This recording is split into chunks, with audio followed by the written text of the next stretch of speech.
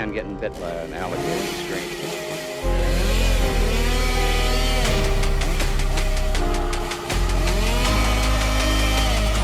Swallow this. Welcome back to Reasonably Afraid, your favorite horror podcast, whether you like it or not. That's our new sign on. Yeah. We're doing part 2 of Vampires for our lead up to Halloween. Oh, yeah. And we got my co-host with me, Ray Reyes. What's up? Old finger guns himself. And we got our other co-host here with us, Sean Dolan. Hey, what's up? I'll shoot you too. Yeah. You may know him from stuff and things. Whoa. You might know me from robbing your local liquor store. For legal reasons, that's a joke. That's a joke. I won't rob a liquor store. Today we're going to be talking about From Dusk Till Dawn. Sean's always tired on the From dusk till dawn, dude. That's so long, bro. It's pretty long. How long is this thing? From dusk till dawn. I think I'm quitting Taryn.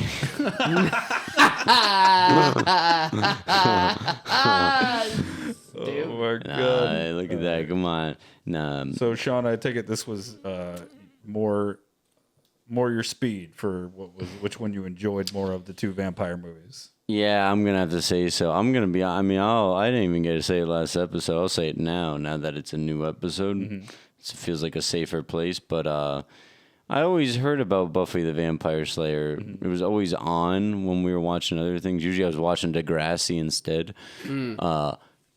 Dude, that was really, maybe the TV show is a lot better, but that was disappointing for me. Oh, yeah. It's not a great movie. It was cool. It was cool. It was fun. It was funny. There was genuine laughs I had. Yeah. You know?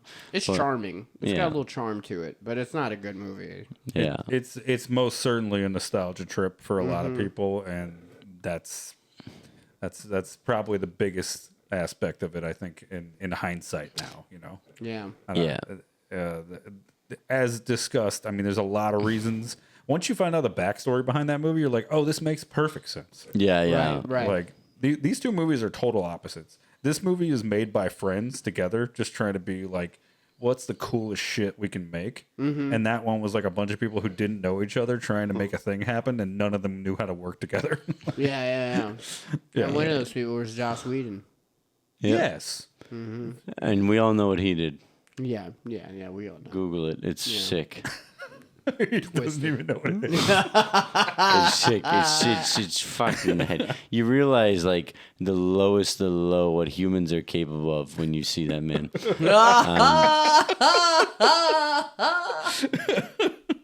You want to be up from dusk till dawn, you go ahead and read his Wikipedia. That's real horror. Yeah. And Sean's just talking about Justice League. Yeah. And I haven't even seen it, but I've heard. It's everyone who's watched it is a victim. Wait, but he produced it, right? Because Zack Snyder directed Justice League. Well, okay, so what happened with Justice League is... Joss Whedon recut it. Yeah, no. He finished it out. Oh. So midway through production, Zack Snyder had to get off of the project because I want to say his daughter got sick or something. No, he had his daughter died. Killed herself. Yeah. And then Joss Whedon picked it up afterwards and ruined it.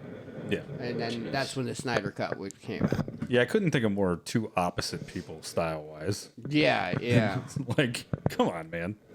Anyway, he had nothing to do with this film, though. Hooray! Yay! From Dusk Till Dawn, directed by Robert Rodriguez, written by Quentin Tarantino and Robert Kurtzman, who was also a special effects lead on this, even though they have in the movie Tom Savini, the special effects guru, probably the most famous of all time, and we would have nothing today that we have without most of his contributions.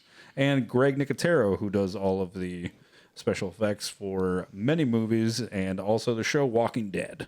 Hell yeah. So they just get cameos in this just because Quentin Tarantino and Robert Rodriguez just called up their friends and they're like, hey, you want to fucking hang out, make a movie, and then, you can do some effects too if you want. I wonder if they did. Just a little bit.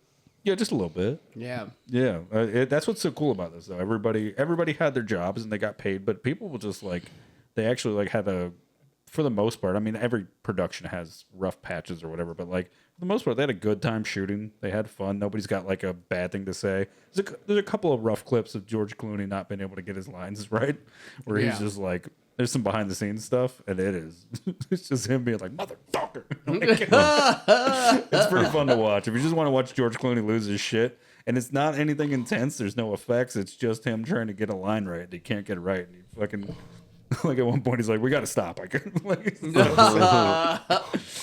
And then it's like, oh, boo-hoo, oh, you're fucking rich and famous from being on ER for 20 years. Yeah. Yep, dude, that's exactly what Chris Pratt was just saying. All these fucking movie stars. Oh, my life is so hard. Oh, this is all you gotta sorry, do. your dream's so tough. Sorry, you're living your dream. This is all you gotta do to have Sean Coast on you is follow him on Instagram. Oh, yeah. Dude, and listen, dude, we're being too hard on the cops. I've said that for years. And also, Don't give the Pratt crap. Yeah, I would love to see how this movie turned out with those vampires when there's 20 boys in blue showing up, kicking down their doors. Huh? Huh? Yeah. He's flexing on the camera. I'm not even looking at it. I don't know. I'm staring at the ground. Oh, okay. This cast is fucking insane. We got George Clooney, Quentin Tarantino plays a role in it, which is awesome because he hadn't really given himself that many opportunities to this point, so it's pretty cool. Harvey Keitel, Juliette Lewis, Selma Hayek, Cheech Marin, Danny Trejo, John Hawkes before anybody really knew who he was. I still don't. Who's John Hawkes? Yeah, who is John Hawkes? John Hawkes is the guy. What's that character name? Stanley Bottoms. Stanley Bottoms. The liquor store clerk. Oh, yeah. Dude, he was great. He's fucking awesome in that. And man, a plethora of a bunch of actors that did a lot of like early 60s and 70s exploitation stuff. People that were from like gangster movies from like the 30s. The guy who runs the motel is a guy who got blacklisted during the Red Scare when everybody was like, those guys are communists. And he ran away to Europe for a while and did films there. And then when they kind of like, there was like a quiet lifting of the, restrictions on if you were considered to be or having to deal with communists. And then he came back to the States and started making gangster movies. He got I knew you'd like this. He got the fucking stamp of approval. All the people, the real gangsters, all said that dude was the best at actually portraying a real gangster. Hell yeah. Yeah, his name was we got it. Mark Lawrence. Mark Lawrence. So he died in 2003, but shout out to him for being fucking gangster as shit, and had over 200 acting roles through his career. Holy shit. Yeah. Well, That one was great. Yeah. And it's, what the hell do you want? I want a room, you mean old bastard. That's a good line. I want a fucking room, you mean old bastard. All right. That's great. Oh, yeah. Such a good line. But that whole scene with John Hawkes in the beginning is so fun, it's scary because you see like the sociopathy going on there with them. Like, where Quentin Tarantino's like, let's just skip all this. I'll just go shoot him in the back of the head. And John Hawkes is like, don't fucking do that. But it also introduces you to this moment that really lets you know that something's wrong with Quentin Tarantino's character. He's hearing things and seeing things that aren't there. Yeah. And it progresses throughout the movie. But him saying that line, I think at first glance, you really think that, like, oh, he just wants an excuse to kill. Yeah. But then later, he's got that line with Juliette Lewis where, he thinks that he imagines her saying, but she says to him, like, he views it as real, where she says, hey, Richie, would you eat my pussy for me? And, like, in his mind is real. So, like, that whole thing where that guy says, I wasn't mouthing nothing to the sheriff, Yeah. He really believes that Richie's he mouthed something. Yeah, exactly. But yeah, so great opening sequence to a film. Shoots out the liquor bottles. They throw the fucking paper towel roll and set him on fire. Yeah, I love that. Like, it's like that reveal is such a fucking fascinating way to have like done that. Where it's like they're having a normal conversation. It seems very normal. Cop goes to the bathroom. They come out of the corner, like with guns already pointed at people, and it's like don't fucking say anything. You just let him back. Who lets people? And he's like, I'm acting normal. I have Academy Award for acting normal. Like, it was great. It was great. Yeah, it's really cool because like it just starts as like you said, it just starts as regular scene, and then you find out there's a hostage thing going on. It's really impressive. That's a great like reveal on that. Yeah, a hilarious part when they blow up the liquor store as they're walking out, and all the shrapnel and shit's coming down. Yeah, and it's like literally a foot away from Quentin Tarantino. It's like almost hits him. And of course they head out to the hotel that they're going to crash at. The one part that happens that you did not like was the showing inside the trunk. Yeah, thing. Like the I don't know how I felt about that. It was just I don't know. It didn't feel necessary, like really, because they had already spoken about it. But I guess how like it is kind of a little tip of the hat to the old school. Yeah, it is kind of his style, I guess. But I don't know. That would like I if I saw it in a movie today, like. I guess it sits well because it's Tarantino and it's an older film, but if I saw that in a movie today, I'd be like, fuck off. Right? It's just a fucking shot during the opening credits, and it's like, he'd be like, fuck off. Yeah. I'm leaving. I'm done. I want my fucking money back. This sucks. Fuck you. Fuck you. Why would I be able to see through the car? No, you're right. And you're absolutely right. Now, of course, this leads into when they take this family captive and make their way down to Mexico. One of my favorite parts is, or my favorite things about this movie is the use of Cheech Marin in 3 different characters. Oh, man, he was getting so much work. Yeah. I love to see comics getting work. And it's also cool because like that's also a throwback to back in the day when you just didn't have much money. It was just cheaper to pay one actor to do 3 roles. So you just slap a different costume on somebody. Isn't that so funny how that all comes back around? Because now people on TikTok just play every character without a budget. Yeah. You got stuck inside for 2 years or whatever. You're like, well, I guess I'll play all the characters. I don't know. I definitely have a few sketches where I'm playing all the characters. Yeah. So does Sean. Cheech. Yeah. And I didn't realize at first when he was the second one, and then the second third one he looks way different. Yeah, they do a really good job of. I mean, the guy that he plays at the end doesn't really. There's not much to that makeup and everything. You just assume that he's not that Border Patrol agent. Mm-hmm. Yeah. That would have been kind of cool as if he was the Border Patrol agent the whole time. That would have been fun. He's just crooked. But yeah, so one funny thing about that, of course, is in old Cheech and Chong movies, they have run-ins with the police, and at one point they have a run-in with Border Patrol when their car is full of weed. Oh yeah. And they're bringing it back from Mexico. It's funny to see Cheech in the reverse. Yeah, exactly. Yeah. It's like watching Ice-T play a cop for 20 years. What? That's crazy. That's crazy. But yeah, so they're able to pull off getting into Mexico. I love when Quentin Tarantino just starts fucking losing it though when he's trying to George Clooney's trying to keep him quiet. Yeah. And he's like, you're acting like a nut. Well, yeah, we'll make it out of this if you don't act like a fucking nut. What'd you say? Yeah. Are you calling me a nut? Just fucking elbows him in the face and knocks him out. So then they get down to Mexico, and it was such a joy to watch Sean experience the intro of the Titty Twister, because it's like something that you and I had already seen. Yeah. And I saw it at a really young age and just like enjoyed so much. And to watch somebody just like have to like not know that Cheech Marin's about to do that fucking. Yeah. We got white pussy, we got black pussy. It was cool to see that. It was very inclusive. Yeah, it was very. And because he mentions like smelly pussy. Yeah. And he was like thrilled. It was nice. It was like, sometimes that's, He didn't discriminate. You're okay with the natural scent. Yeah. So before we jump into like more fun facts and stuff, Sean, this movie, definitely a different vibe, but you seem to enjoy both. But what did you enjoy most about this film, or what what in this film spoke to you? Dude, okay.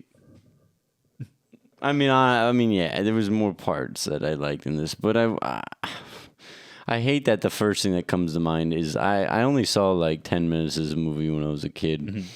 Mm-hmm. The best 10 minutes. Yeah, honestly, it was. I forget her name. What's her name? Salma Hayek. Yeah, dude. Genuinely, I'm not trying don't to forget that name again. Okay. No, but honestly, like, and I don't mean this in an inappropriate way, you know, or I do. For sure. You know, in a perverted way, guys. Yeah. But this definitely shifted something in my brain. How old were you? I don't know. I was elementary school age. That's all I know. Do you think that led to you dating Latinos? I mean, it certainly didn't hurt. I think it did. I just remember like the imagery was just stuck in my head for so long. And the imagery being her body, and did your memory remove the snake? You know, sometimes I get nostalgic, and I think I think about my childhood and how much her and Angie from George Lopez. Angie from George Lopez. That's I God. get it though. I mean, I think they were like unequal. That was my 1 and 2. Yeah, Fuck, that's man. great. So the movie was cool. So I'm guessing your favorite part is when Salma Hayek dances with a snake. Dude, I was pissed off. I was like, dude, I need to become a director or whatever. Yeah. Seeing Tarantino just like have her, you know, baby bird that whole liquor bottle into his mouth. I was like, dude, honestly, man, why can't that be 8-year-old me? Yeah, I love when Tarantino wrote the script. That would be a crime, but I like it. Tarantino wrote the script, and then so part of the thing was like he wrote the script, but he didn't want to direct, so he could like give himself more attention to the writing and the acting aspects of it. And then he had to like sell this idea that, oh yeah, I just feel like this character is the one that I'm gonna. Selma Hayek. Can you imagine when he wrote down? He's like, Selma Hayek puts her foot in my mouth, and then he has to cross it out. He's like Richie's mouth. Richie. I don't know who's gonna play. I don't know who's gonna play Richie. Could be anybody. Anyone. If I got audition. I still have to audition. Yeah. If no one will do it, I'll do it. Yeah. But can we do another take on this?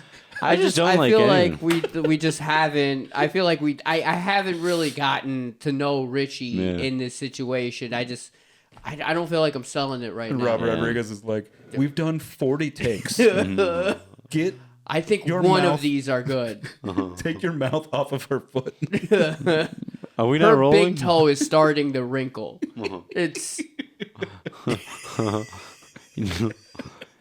I like how at one point he's like, you guys corrected me because I was like happy. I was like, oh, look, finally. I hate all these TV shows and movies when they put their shoes on the bed. That pisses me off. It's like, dude, nobody puts their shoes on the bed. Nobody. Oh, yeah. I don't care if you're a shoes on household. Yeah. Nobody puts their shoes on the bed. Nobody puts their shoes on the bed. But everyone does it. And then he's like, oh, take your shoes off from when she gets in bed with him. This hostage. Yeah.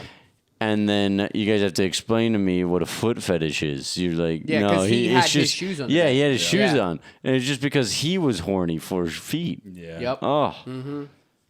I mean, the execution was right, but the intention behind it, the motives. I know we're backtracking a little to the hotel, but I do want to say, holy shit! Oh, that was intense. George Clooney's face. That was a gruesome. The way they like would splice. Oh, with the his like reaction with cool. that was intense. His acting in that part, you're was like, great. Yeah, because this is like his real like breakout film. Like, because everybody knew he could act from like television, but just to see him like, is this my fault?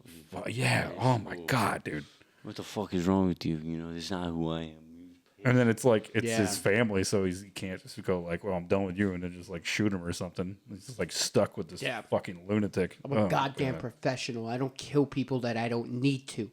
I don't. What you are doing. Yeah, it's good. That's good. Yeah, you really got into it there. Yeah. Anyway, okay, let's jump back into how Selma Hayek's hot. Honestly, so Selma Hayek spent 2 months in therapy. Oh. probably longer, honestly. But supposedly it was only 2 months of therapy to get over her very real fear of snakes. Oh. Yeah.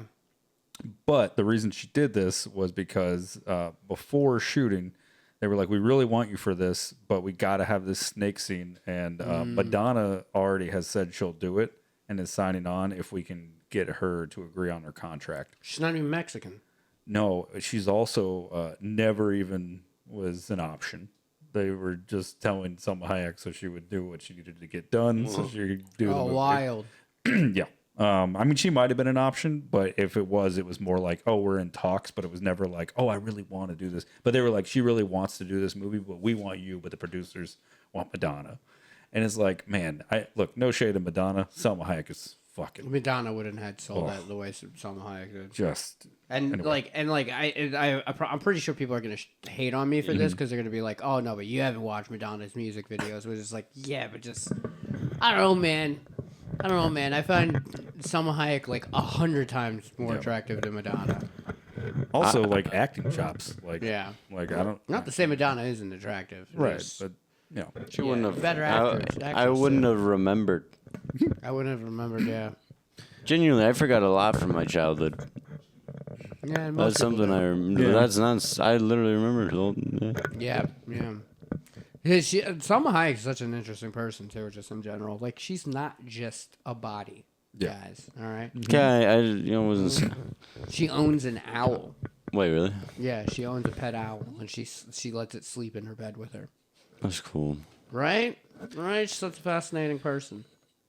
Okay, well, we're gonna keep going. So also a Trump supporter. Oh. No, I don't. It'd be funny. We change the name of this podcast to Libel. Just make shit everything is getting sued for libel. Yeah, I don't think that's accurate. Anyway, so Kurtzman, one of the co-writers, he was actually going to direct this originally. But he had a lot of other projects in the works, and he said he couldn't be sure that he could commit to the dates. And, this is early on when it was in talks, and he was one of the people in the running. It wasn't necessarily like he had the job. And luckily, Quentin and Robert Rodriguez had, formed this friendship. And no one really knows how different it would have been or how good it would have been, but it feels like the two of them working together is just fucking magic. Like I can't imagine. I mean, for all we know, he might have done a great job, but man, it's hard to even imagine this movie without the Tarantino writing and the Rodriguez touch. It's like such a perfect combination. Yeah. Anyway, I think you're right. The title From Dusk Till Dawn is actually an homage, an ode to the drive-in movie. Which is, the where they always showed grindhouse movies, which if this was made in the 70s or 80s, this is where this movie would have been. And it would have had a way lower budget. But by this point, they were throwing money at Tarantino and Robert Rodriguez with all their success. They were like, whatever you fucking need to make, do it. But on all the drive-in movies, almost all of them, the hours were from dusk till dawn.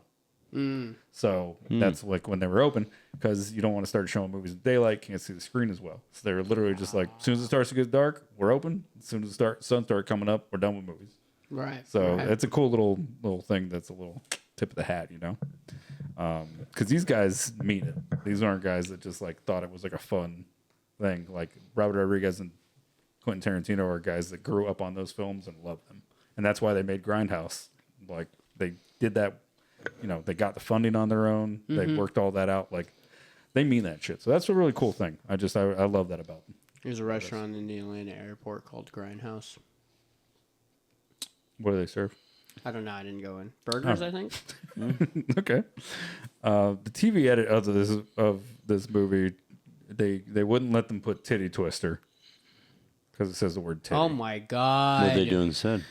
They made him change it to kitty twister, which means someone in post-production had to sit there, and every scene where they show the name of the bar, someone had to digitally remove the T and put in a K. That's annoying. So stupid. I watched the show, the TV show. It wasn't bad. I mean, it was. Oh, the series? Whatever. Yeah, the series. Yeah. And like they changed a little bit about it, where like Richie wasn't. It wasn't that Richie was just insane. Yeah. It was the vampire, vampire. Salma Hayek's character was like sending signals at Richie. The entire time, making him do shit and kill people. Okay. Oh, that's cool. So like, it's like I don't know. It was like cool with like I kind of just liked it better where he was just a psychopath. Yeah, it kind of spoke to the character a little bit more, especially at the end where like feels more dangerous. Yeah, it's more dangerous, and like I like that scene where George Clooney has to kill him because it's like, oh, like this is kind of like. He's been kind of beating around the bush with his, like, confronting his brother's behavior. Yeah. The entire fucking movie. And now he has no choice. And now he has no choice but to confront his... And he can't keep making excuses for his brother's behavior anymore. Yeah. Sean, I want you to know that if you ever turned into a vampire, I would kill you immediately. Thank you. I hope everyone would. Yeah. No, you should let me go. Let you run amok for a little bit? Yeah, absolutely. Yeah. Oh. Yeah, let me be a vampire. If it was your birthday, I might, yeah. Okay. Okay, so they had a couple of setbacks on this film, one of which was the exterior of the titty twister burned down. Oh. And then immediately after, they built a new one, and then a sandstorm came through. So they had a couple of setbacks, but they were able to push through, keep production rolling. They when I say they were throwing money at Robert Rodriguez and Quentin Tarantino at this point, that's not entirely accurate. What I mean is more than what they may have had if they had stayed in their completely low budget indie studio work. But compared to what they used to make, they got thrown a lot. But it wasn't enough to really sway a lot of stuff. One of the things is they didn't have enough vampire costumes for the full body costumes. So, and this was before a lot of like digital add-in stuff because that cost a lot of money. And again, you don't got a lot of money, so how do you work it out? So, in a lot of scenes, if there was vampires in the background, they used cardboard cutouts. Nice. Really? Yeah, and they only had 6 full body suits. So every time they shot, they had to shoot around the fact that they only had the 6. So they had to get real creative with the camera work for how to do that. It's impressive because there was like fucking 30 on screen at one point. I thought. Yeah. It was really cool. So that's probably like a majority of cardboard cutouts with people like spread out. Yeah, and luckily a lot of the vampires in the big first chunk of vampires is all they're abnormal bodies and their faces are just crazy. Oh, true. So that's good. That they were able to work that out because that's what really sells it. It's scary with them at the end, but the biggest thing that they got to sell is like the idea that these strippers are now vampires. Vampire strippers, by the way. Very cool. Very cool. Very cool. Very cool. Little extra fun thing for anybody who's a fan of Robert Rodriguez's work. If you've ever seen El Mariachi or if you've seen Once Upon a Time in Mexico or Desperado. Those are 3 films all in the same universe. Same character, Antonio Banderas plays in each one, right? I want to say I saw 2 of the 3. I don't think I saw the Mariachi, but I saw Desperado and... that was sort of his Evil Dead 1 to 2 thing, where it was like the same movie kind of remade a little bit. You know? Okay, gotcha. So you basically, he made that. That was his portfolio, right? Look what I can do with this little amount of money. Give me a budget and some big actors, and they gave Desperado. But there's a fun little nod to those movies, which is Chongo beer. You remember that? Remember when Cheech is like, he's like, what is this beer? And Cheech is like, Chongo beer. And it's like, and they infer that the people are pissing in the beer. Oh, yeah. So there's actually a neon sign in the bar that says Chongo beer that they're serving. What's the other? Oh, yeah. The promos and trailers that they were working on beforehand, because they try to get the ball rolling with like pre-production shots and everything. They hadn't actually cast George Clooney yet, so they had a guy who was more famous at the time. His name was Joseph Pilato. He was in Day of the Dead. He was in Pulp Fiction. He was in quite a lot of stuff. You don't really know that guy, but if you saw him in those, you'd be like, oh, like now that you know. Right. But so he actually did the test shooting. He did a lot of the promos, and then they basically had to just throw all that stuff and then redo everything with Jordan, which just because they liked them more. Yeah, and also because I'm sure they probably didn't think they could get George Clooney at first, and then they were able to. Yeah. But man, but you said he wasn't as popular. Who? George Clooney. Oh well, he wasn't as popular in terms of no, he wasn't as famous in film at the time, but he was huge in TV. Oh. He was the Luke Perry get of this, like how Luke Perry was from 90210 was the get for Buffy the Vampire Slayer. George Clooney was the big get for this. It was like he's very famous on TV, but back then it was like you either did TV or movies. People didn't cross over that much, and if you did, it kind of meant something. It was like signaling your career is going up or down, right? Like if you go from TV movies to are movies, better, right? So it was moving. It was leveling up for them. But man, that must suck for that guy Joseph Pilato. You know, now the lines are kind of grade. Yeah. I mean, movies, unless they turn out to be, I mean, even if they turn out to be really good, don't get you the same kind of traction anymore. So. Right. Well, because like if you're a part of like the Marvel universe, like they have you do shows, and like that you're probably making the same amount of money though. Just to continue. Just a continued version of it. Or you work your way into a new character when your old one's dead and be fucking Dr. Doom. It's a good idea. It's a good idea. So anyway, dumbest fucking thing. The fake Bible verse that Jules says in Pulp Fiction. A lot of people don't know that's fake, but that like famous. You know the one I'm talking about? I've never seen it. Jacob says it? I've never seen it. The one in Pulp Fiction where Samuel Jackson says, "And I will strike down upon thee." Oh, yeah. Oh, it's fake? Yeah, it's not real. Oh, okay. Yeah, cool. Quentin Tarantino just wrote it one day. It was like, this sounds cool. Well, that was originally written for Harvey Keitel's character as a preacher in this. So it was supposed to be like this big moment where he like, he's like getting his faith back and he like rebukes the vampires and like, starts fucking killing people. So nice. That's fun. Instead, he becomes a vampire himself. Oops. They used green blood, as you may have noticed. Yeah, that was vampires. Cool. That was a good touch. They knew that Quentin Tarantino and Rodriguez, they both knew how they roll. They're like, we're gonna make a fucking bloodbath. Like we're trying to make an homage to Grindhouse in this movie. Like, how are we going to do this? Now, the reason Grindhouse could be Grindhouse is because if it was X-rated, it didn't matter. They'd still show it, right? Right. So they were like, well, how do we do this to where we can get it past the censors and keep it R-rated? Because if you go too much of a bloodbath, they won't do it. And they were like, just fucking use green blood. The vampires are not real. So all that stuff that happens, if they had done it with like red, regular blood, like that look, it wouldn't have gotten past the censors, but they were real smart to do that, and it fucking worked, man. Tom Savini punched George Clooney in the face and other actors. What? Doing the movie, not for fun or because he was frustrated. He was doing his fight scenes and he was just getting real into it, and they actually had to pull him aside and ask him to please sell the punch, don't actually hit them. Because he had punched too many people, including one of the lead actors. In the face. He was like, listen, you're going to have to stop punching people in the face for real. And if you remember who he's fighting a lot, it's strippers. Tom Savini's just beating the shit out of women on set. Just swinging on women. He's Sex Machine in this movie, He's Sex Machine. And he's also the guy who does effects a lot of the time. Yeah. The same guy who did effects for Friday the 13th and Dawn of the Dead, the original, and a lot of great stuff. Yeah. When are you going to name those great stuff? Yeah. Don't do this. Don't do this. I don't know about Dawn of the Dead, actually. I don't know about that. I Really? wasn't trying to... I just wanted to talk shit about Friday the 13th. I know, you wanted to lead into it. Yeah, no, anyways. Good for him. Yeah, good for him. He got to hit a bunch of people that day.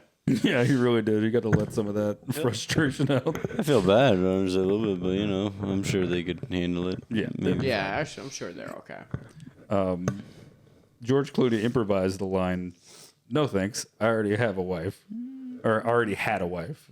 The one that he says after when Selma Hayek. Yeah, she's like, I'm I gonna will make you put my to slave. slavery. God, that entire scene just fucking hits me in a lot of places.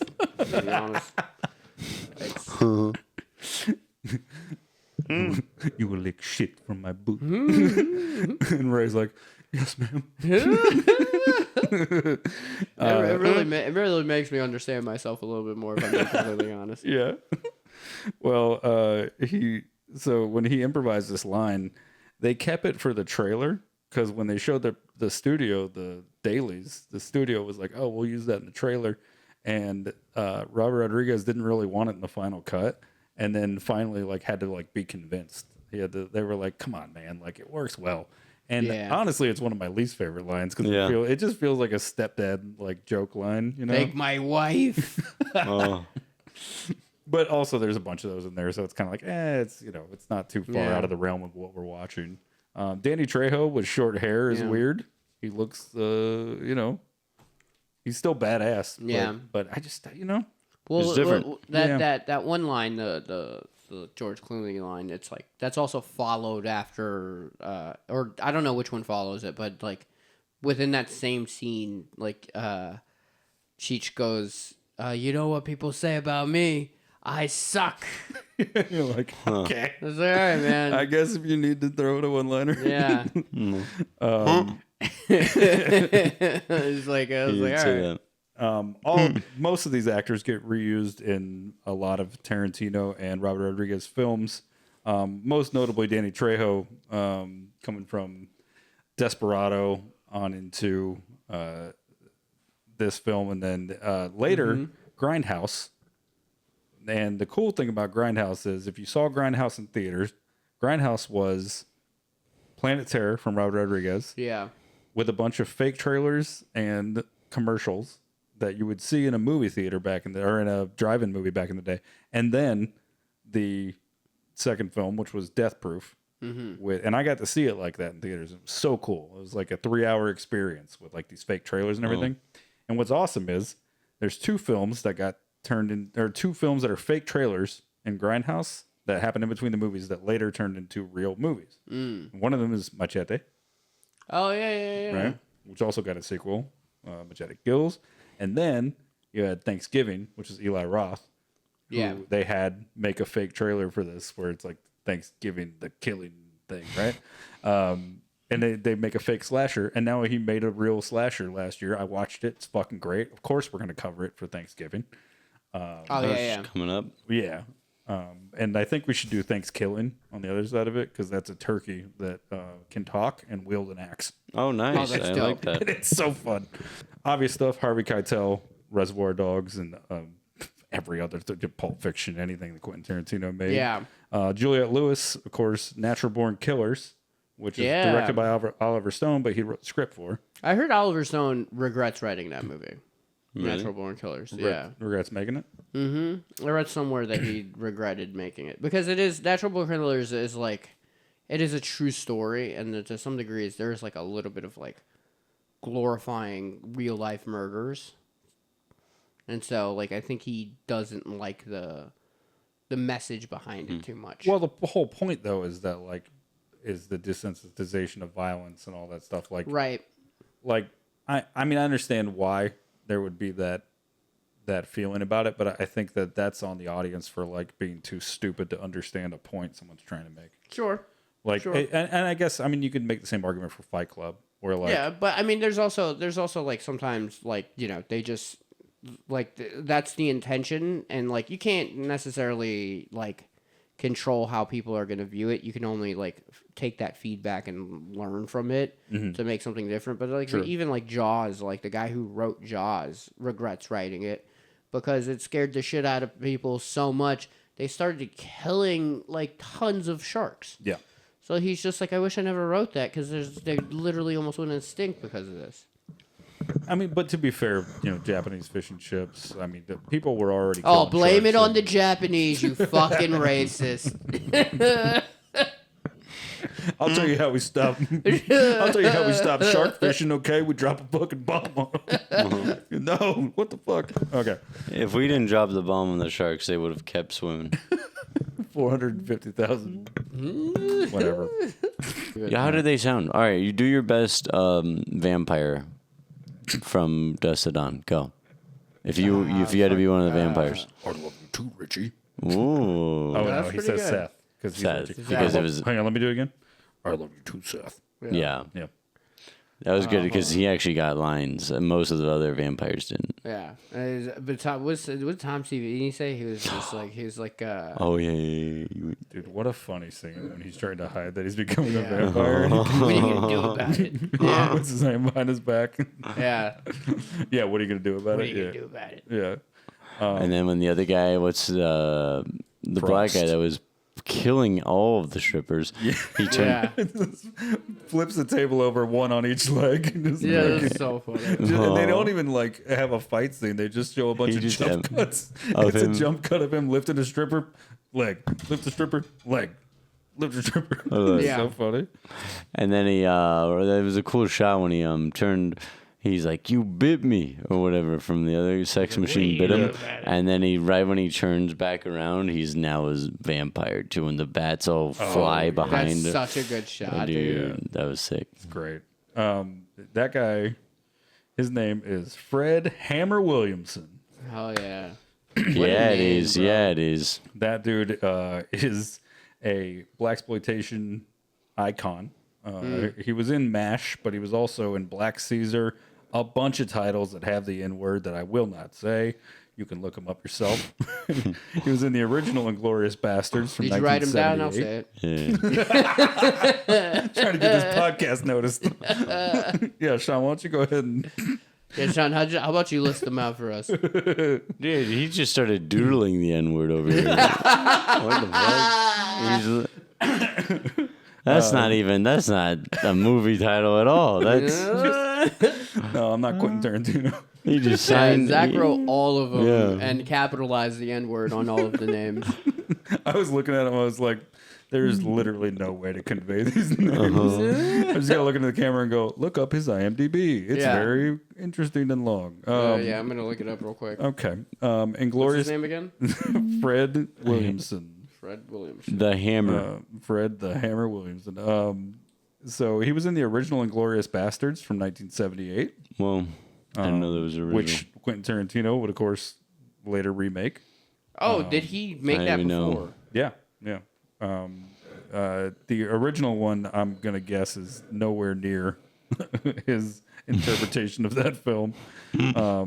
But it's pretty cool that he did that. He's also in a long series of movies called Black Cobra, which is where he's like a mercenary soldier, Hell Black yeah. Cobra. and several commando style movies. 3 outside the of hard that. way. Yeah, you Nice. found it. Yeah, yeah. He's got quite a portfolio of The Legend work. of the Black Charlie. Hey. Well, it's actually the Legend of the N-word Charlie, but Oh, that's what you could have done. yeah, just say black instead Yeah, I of the just N-word. skipped it. Mm-hmm. Just skipped it. Yeah, it's probably good too. Yeah. Thanks. I remember having to read To Kill a Mockingbird Yeah. in high school. Teacher But made you you have to say the N-word out She loud? said it was up to us. She took all the responsibility of herself. So funny. You're in like 8th grade. Ninth. 9th, yeah. Sorry. Yeah. Yeah. Another more shout outs for people in this that are classic film legends. Michael Parks, who was in Kill Bill 1 and 2, Nightmare Beach. He was in the third From Dusk Till Dawn movie, which is Hangman's Daughter, Planet Terror, Red State, Tusk. He's the guy that played the ranger, the guy that gets shot in the beginning. Oh, Yeah, that guy's been in a million things. You had John Saxon, who passed away in 2020, but he's from a million things. He's only seen as the FBI agent on the TV, so he's not even actually really like a big character in this. So they just had him on because like they like that dude, Whoa. which is cool. And he's in a bunch of stuff. He's in Blood Beast from Outer Space, Queen of Blood, Blood Beach, Nightmare Beach, Nice, dude. But his most notable role is Lieutenant Thompson in Nightmare on Elm Street. Oh, okay. Yeah, he's the handsome cop. And Kelly Preston, who is John Travolta's wife, is the news anchor that interviews him. Oh, yeah. And she's in a bunch of great old stuff like Christine, the Stephen King. I love that movie. Film. It's so great, man. We got to cover. We're gonna do Christine soon. Also, shout out to I don't remember the handle, but somebody on YouTube said, "Oh, I love this movie about this killer car," and I was like, "Oh, Christine." And they were like, "No, it's just called The Car, I think." Yeah, there's the cars. There's Christine. There's another killer car movie, but it's like all the cars get taken over. It's like Road Rage or some shit like that. It's cool as shit. Oh, the one that his only directing credit. Maximum Overdrive. Yeah, Maximum Overdrive. There it is. Yeah. But she was also in a movie called Amazon Woman to the Moon and several Tales from the Crypt films. So yeah, a lot of great stuff. Go for her. So just passive aggressively jealous. She's in What a Girl Wants. Good for her. Oh, good for her. Well, good for you. Yeah, but is it what a girl needs? It's great to have you two back. You really dropped out for 5 minutes there. Yeah. Which got us to past the 45-minute mark. So I think we're ready to do a wind down. Are you guys? You got more fun facts? You got more fun facts? I do got one. I gotta get more clips in here. Okay. We need more clippable bits. Yeah. What do you guys? You guys want to do You guys want to talk about anything in this movie so we can bit it up, or you got anything you want to? Let's see. While you're thinking, I'm going to give you a fun fact. Okay. So Stanley Bottoms, John. Jesus Christ. You're spilling it all over yourself. This is what happens if you keep Sean up past midnight. Holy shit. I'm fucking alive, baby. Why would you do it now and not an hour ago? Right? You should have did that in the beginning of the pod. No, now I'm wet. Oh no! Now you got your reasonably afraid sweatshirt all wet. Ooh. Available now online. God, I'm gonna win some competitions. And if you guys want that sweatshirt specifically, it'd be $100. Nope. Just that one. That one's. I'll do it again. You'll see my tits. I'll do it again, and you'll see my tits, just in case they didn't get it the first time. Yeah. Thanks for talking to the mic, Sean. Holy shit. We're gonna run an OnlyFans so we can sell Sean's wet shirts. I feel like put that bottle on the ground. I feel like this movie. You know what? Are vampires always scared of the light to that extreme? They're not scared of They it. kills It burns them. their skin. Burns them. Were the aliens from Signs also vampires? Was it light that killed the? I thought it was water. Water. Fuck. You're right. Really good. Hey, never mind. Hey, what were you guys talking about? Oh, well, yeah. What was it for the fact? Sean, please stop drinking water. Please, one more. I need one more gulp. That's all I Just need. one more. Dude, okay, you sound like the aliens from Sign. Okay? What the fuck, dude? Relax. It's literally water. It's not gonna kill you. All right, I'm editing this one. Unless there's something way. you're gonna tell this me. is great. Just saying. Nah, I mean honestly though, like these vampires, I'll tell you what. Yeah. It's like, what were they doing all year before this? They kill people whenever they come there. It's all year round, baby. Oh yeah. It's all year round. All you can eat all year round. Oh, but then it's only from dusk to dawn.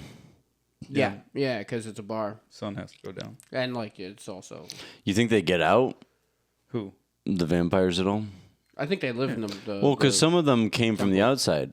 Oh, the temple. Yeah. Well, You mind telling the people? Yeah. why they Well, as came? you may remember from the end of the film, the reveal of the camera turnaround is that all the trucks and cars and stuff, as the camera turns, you see them all piled up, and you know that all those people have been killed and all those goods have been stacked up over years, and cars stacked up and trucks. Because the only people that can come there are bikers and truckers. truckers. And they're more nomadic, right? So that kind of adds up. But as that camera turns around, it reveals the backside of an Aztec temple. A bloody Aztec temple. With blood coming out of all the entrances because it's just such a perfect little touch that didn't have to be there, but really adds a whole new element to it that I would hope they would have touched on in the show. I haven't watched it, but yeah, they do. Okay, cool. Yeah, but cool now, but it did add to the harmful stereotype that Mexicans are vampires. I didn't like that. Yeah. Well, I didn't like that. I'm glad you said I'm gonna be honest. That pissed me off. Yeah. It's the very common stereotype of vampire Mexicans. the one we all know. Well, yeah, they cross the border by turning into bats. Yeah, cross. Well, What? this was I haven't. partly an homage to a Mexican horror film from 1975 in which Salma Hayek's character name comes from, which is Satanico Pandemonium. Yeah. Oh. Doesn't that just mean satanic panic? No, it means What's pandemonium mean? it's like chaos. Chaos. Oh. Yeah, Pandemonium. Satanic chaos. yeah, That's which is cool. a sick name. Yeah. That's a sick name. The only person in this movie to not really go on to do much else is Ernest Lai, I think is how you'd say his last name. The Asian brother in the film. Oh yeah. Scott. The Asian brother Fuller. in the film? Was he black too?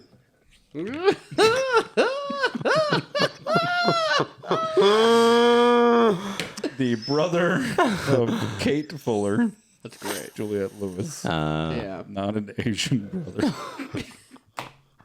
I believe they call it blazing. Man, I'll tell you what. I'll tell you who didn't get roles after this. The Asian brother, man. He got fucked over. It kind of. Well, time to wind this puppy on down. Yeah. Jesus Christ. Dude. He might have just not got other acting roles, but it kind of, from his IMDb, it just looks like he just kind of has dipped in and out of some stuff. I don't know if he actually was like trying to make a career after this, but Yeah. not much else going on. He was in Unhappily Ever After, which was like his first job, and he was actually on a show called The Faculty in 1996. Oh, that's pretty cool. So that's just like an interesting little, connection point. But anyway, that covers most of the film. We're not going to do the thing where we talk about every little scene. You guys know the movie if you're listening to this. Yeah, you should have watched this movie because it's a good one. It's a good movie. Personally, my favorite part is, of course, whenever anybody's got to battle their way out of anywhere, and he fucking takes that shotgun where they're like, you can make crosses out of anything, and he takes the part of the pump action where the handle goes With in. the bat, yeah. Yeah, and he just makes it across, and he like it's just, dude, it's so cool. So cool. to be doing that, and that makes me want to be like, dude, honestly, yeah. dude, God is good, But he also made the vampires. He did make the vampires. Oh. Oh wait, didn't wouldn't the devil have made the vampires? God made the devil, so by proxy. That's true. So it's like a morally gray type thing. Mm-hmm. I don't know. It's tough to say because, when I see movies like this, it's like, dude, well, if vampires are real, you guys are going to be more religious? Would I be more religious? Yeah. I guess you'd kind of have to, right? Yeah. Well, it I mean, depends. Vampires by themselves don't have to be. no, but let's if say all the they're lore- like, hey, put that thing away. I don't like that cross.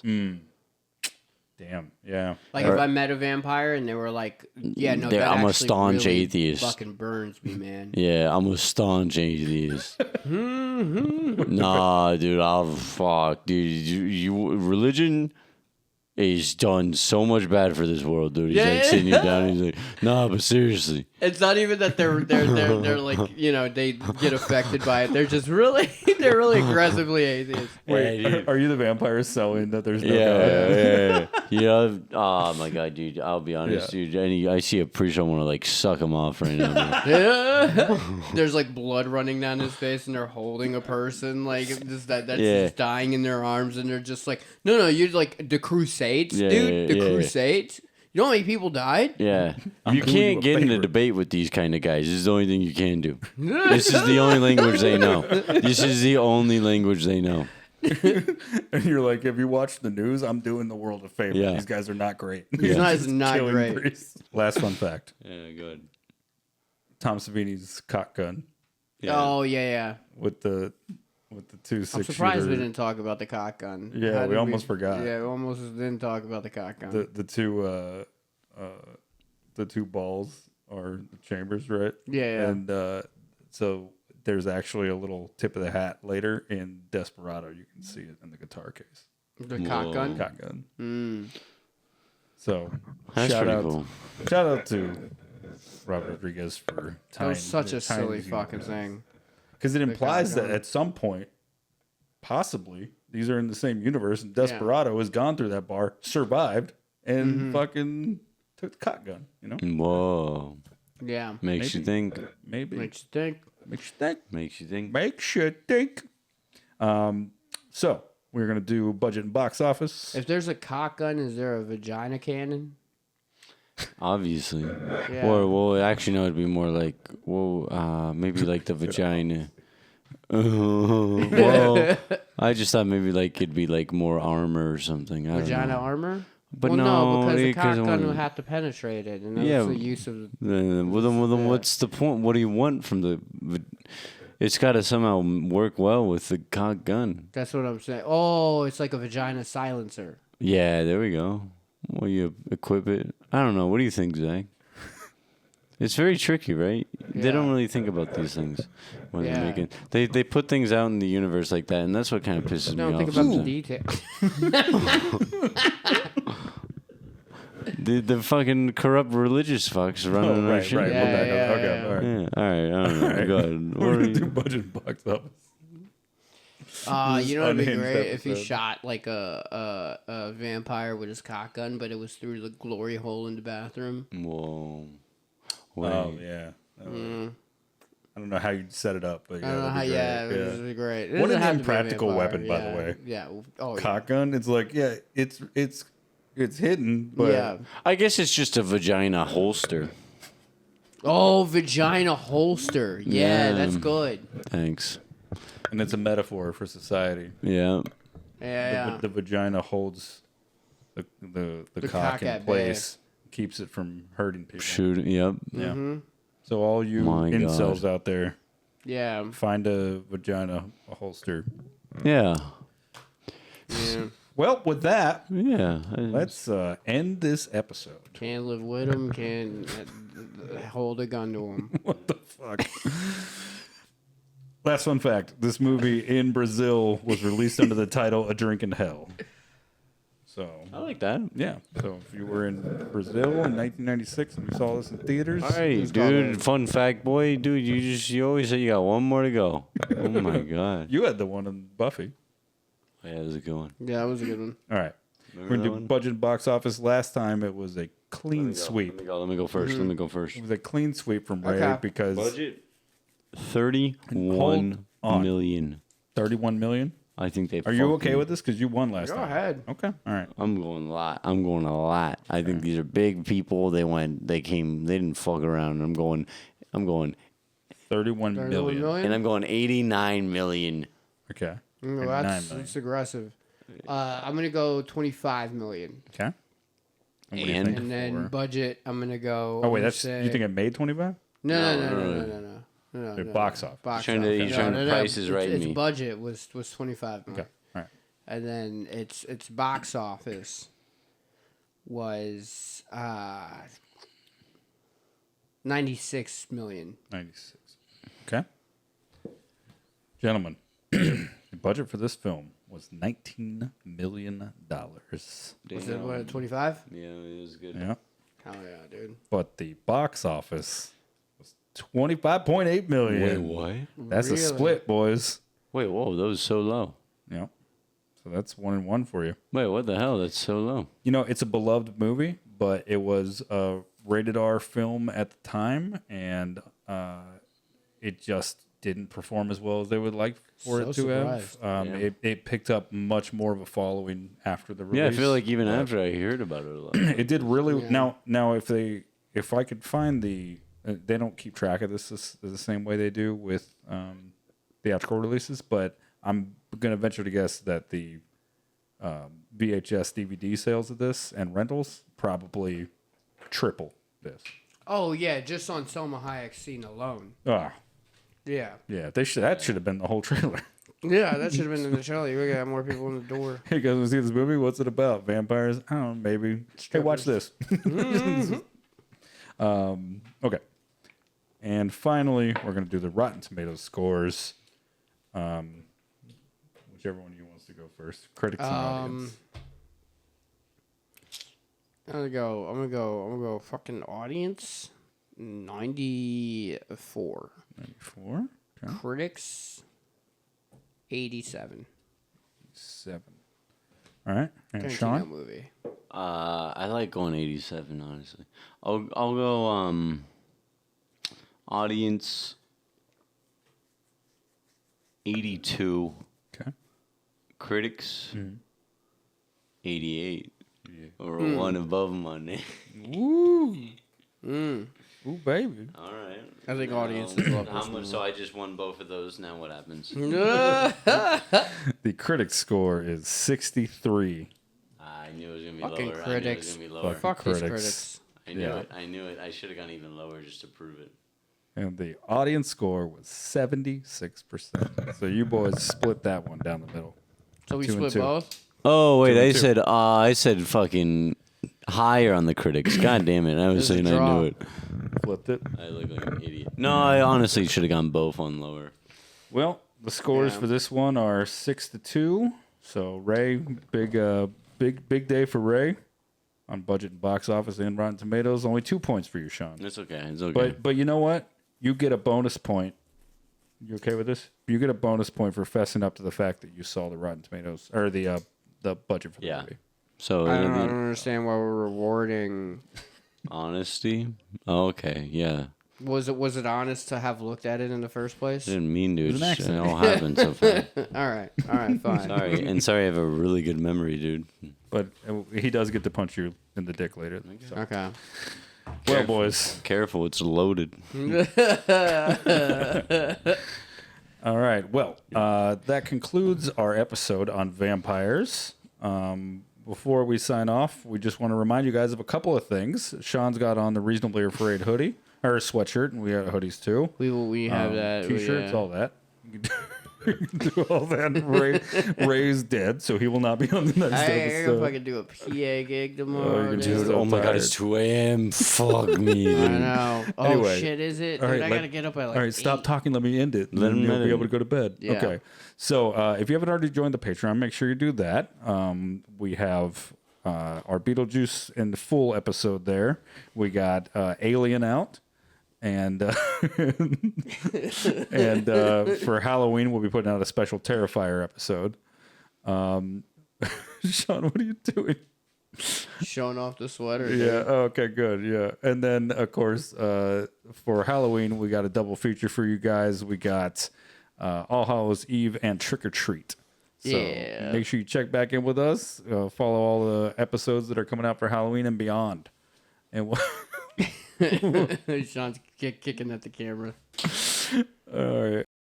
Man getting bit by an alligator scream.